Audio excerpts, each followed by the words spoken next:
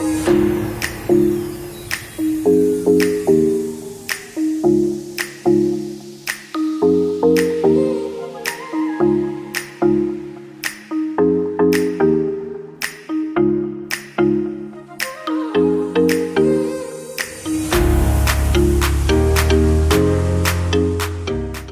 Sobat IM, ketemu kembali dengan saya Diki. Kita akan sama-sama membagikan sesuatu tentang kebenaran firman Tuhan. Saya sangat terinspirasi dengan satu istilah bahwa berdoa itu adalah nafas orang Kristen.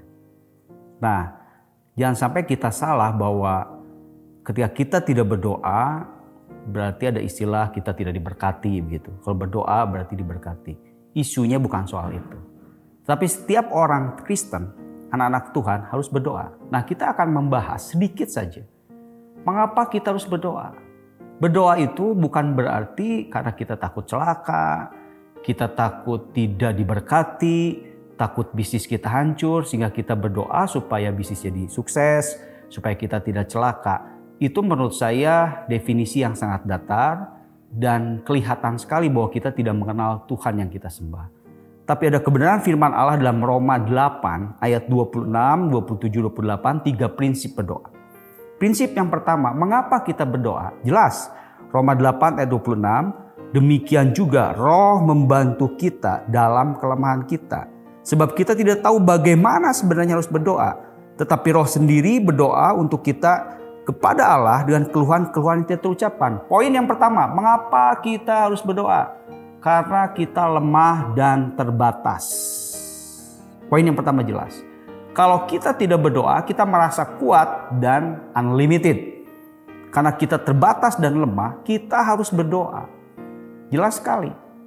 Poin yang pertama, bukan soal lagi berkat dan tidak diberkati, bukan soal lagi keberuntungan tidak keberuntungan, karena kita manusia terbatas dan Tuhan sangat tidak terbatas. Yang terbatas ini harus mengkoneksikan dengan yang tidak terbatas.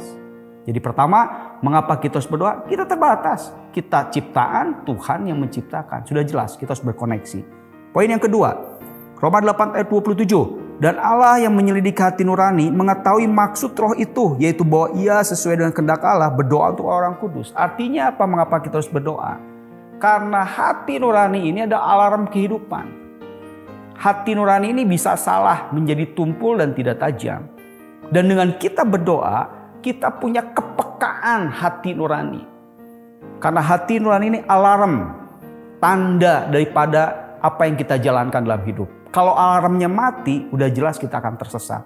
Dengan kita berdoa, ada sinyal, ada alarm, ada hal-hal yang diingatkan Tuhan sehingga kita akan selalu on the track di hadapan Allah. Dan poin yang ketiga, mengapa kita harus berdoa? Ini yang paling penting.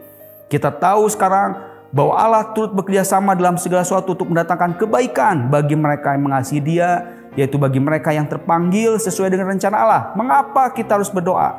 Karena begini, situasi hari ini yang menurut kita baik, belum tentu itu yang terbaik dari Tuhan. Dan sebaliknya, menurut kita yang hari ini tidak baik, belum tentu itu yang tidak baik bagi Tuhan.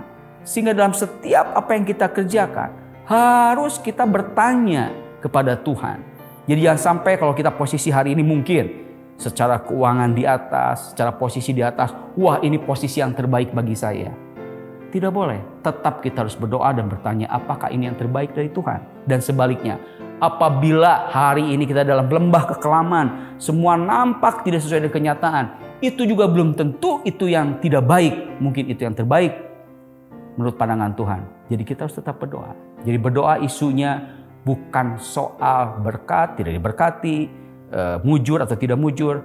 Tapi bagaimana kita hidup sesuai dengan apa yang Tuhan mau. Tuhan Yesus memberkati.